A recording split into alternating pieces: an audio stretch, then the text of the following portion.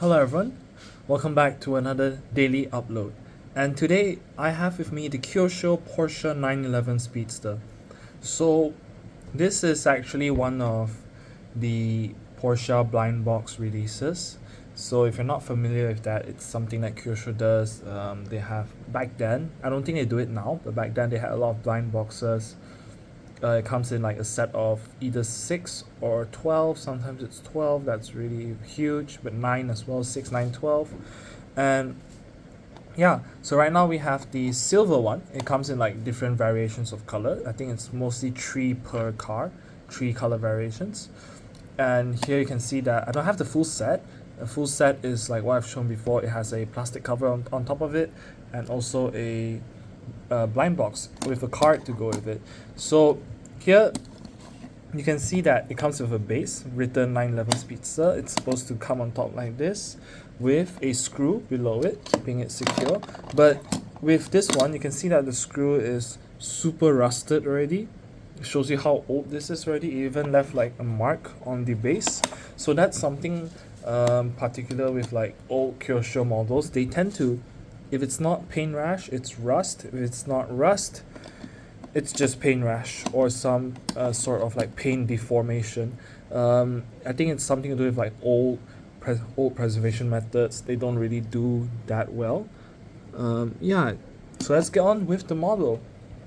So unscrewing the model, you get this Porsche 911 Speedster. You see it rolls pretty well, although it's not as smooth as the current Mini GT models. You can hear the sort of like squeaking from the, you can hear the squeaking from the tires. It's not too well oiled. Maybe it's just that it's rusted. Here's the beneath it. You can see the sort of like assembly for the tires, and the steering rack and all that stuff. It's a rear engine model. So here you can see some deformities in the paint. You can see it's black, has some sort of black outline to it. The engine vents over here. It would be really cool if you can see through it to the engine, but of course it's an old model and it cost like $3 back then, so it's still better than a Hot Wheels. But you can't expect much for $3. Over here you can see the steering wheel, sort of like the Porsche steering wheel over there. What's nice about this is that they didn't really sacrifice any of the details. You can see some of the gear. You can see the gear knob, the gear shift, and the handbrake, and even the rear seats as well for when you switch it from the convertible mode and put on the drop top on it. And here's the front view. Really nice Porsche headlights. Porsche emblem over here. Some of the trimmings, the front sort of luggage compartment. And one thing that I really don't like is the side mirror. Although it's really sturdy, it's not coming off unless you put like a hammer and hit it.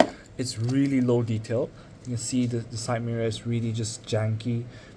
You see it's really like one piece of the car. They didn't even make the sides reflective for a side mirror.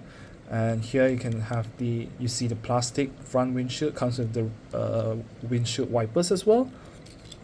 Side view over here, really nice proportions. You can see the door trimmings as well, really nice. Side skirts, the black lining over it. The rims are really not my thing because it's really no detail, although they did use like the OG Porsche original rims. You see, it's really not that well made. You can see like the plastic has been not trimmed that well and some imperfections. Although it's really small imperfections, it just really makes the wheel look a lot cheaper.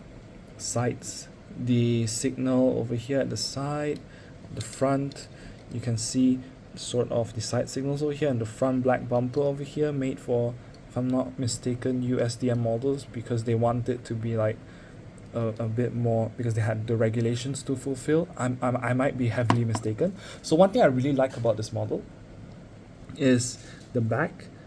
You can see the taillights. They wrote Porsche on it.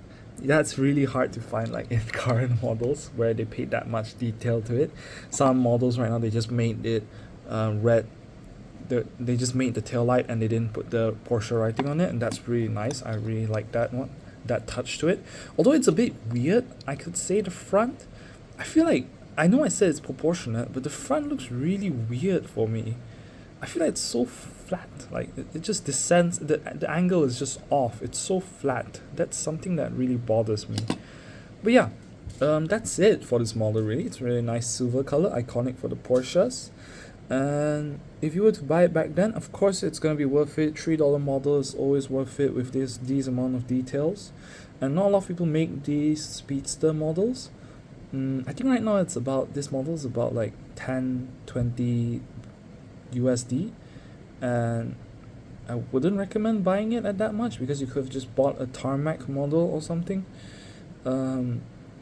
Yeah, that's it for me. I would rate this a sort of, it's not perfect, so probably a 6 out of 10 for this model. Yeah, see you guys in the next video. Oh yeah, I might not be able to upload for the next 2-3 days because I'll be out on a camp, which is, believe me, is not something I want to do, but I'm obliged to do it as part of like the counselor duties. But yeah, see you guys in the next video.